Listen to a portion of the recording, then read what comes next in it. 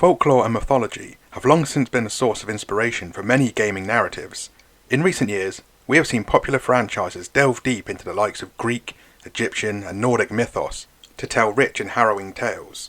But it's always a pleasure when a studio looks a bit further afield for inspiration, and that is exactly what Wales Interactive have done with their mystery horror offering Maid of Sker, which draws inspiration from the haunting Welsh tale of Elizabeth Williams, with gameplay that revolves around the power of sound and song. Maid of Sker is set in 1898, and you take the role of a chap named Thomas. After receiving a letter from your beloved Elizabeth saying all is not well at the family home, you waste no time rushing to her aid, which is less of a rush and more of a leisurely ride for the countryside on a charming locomotive. Upon arrival, you head to the family mansion and find something isn't right. Soon after entering, you receive word from Elizabeth to tell you she is hiding in the attic and dangerous folk prowl the grounds. They have been affected by some kind of curse, rendering them blind, so now they roam but are acutely attracted to sound. You must find a way to rescue Elizabeth, discover what has happened, and above all else, stay alive. But don't panic. Don't even breathe.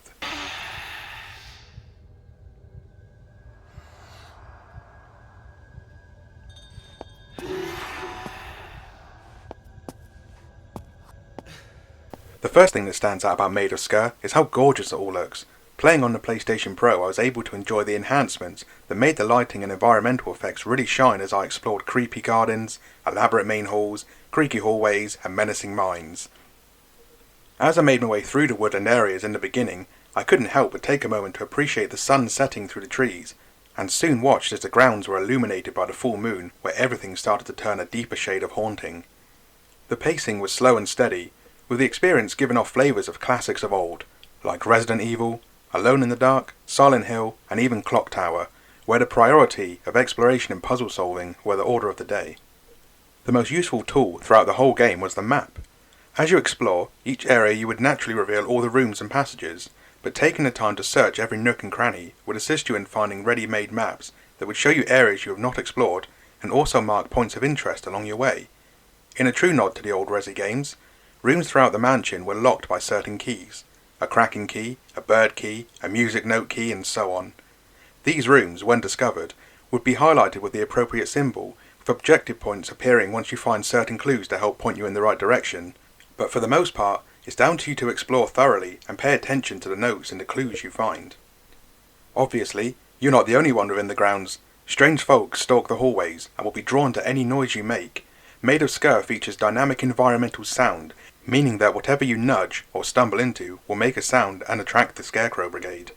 Sneaking is the safest way to explore, but there will be times where you have no choice but to run, or interact with something that is going to make a racket, so taking the time to plan a getaway route is advised.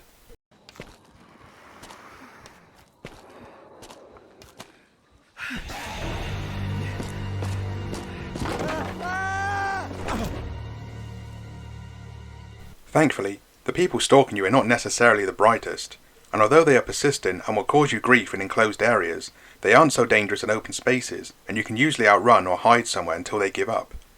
If they do get too close, your main defense is to hold your breath. By holding down R2, you will cover your mouth with your hands, though you can only do this for a short amount of time. The longer you hold your breath, the bigger your gasp for oxygen will be, which in turn makes more noise, so ensure that enemies are out of earshot. Holding your breath will also be required while exploring. The mansion will have dusty areas that will cause you to cough, indicated by particles floating in the air. Even approaching open fires will cause you issues. It is not explained if Thomas has asthma, but it wouldn't be a stretch to imagine.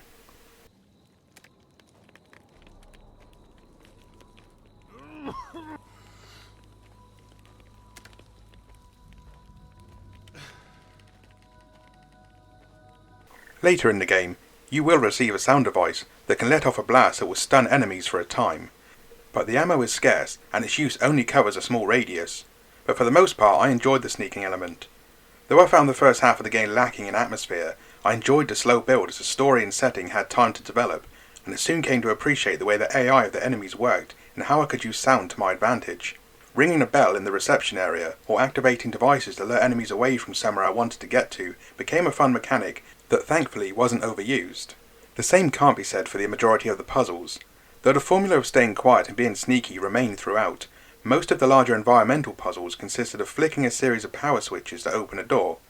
but instead of being able to flick them all then head to the exit, you had to flick one, head to the exit and press a button, go back, flick another, and so forth.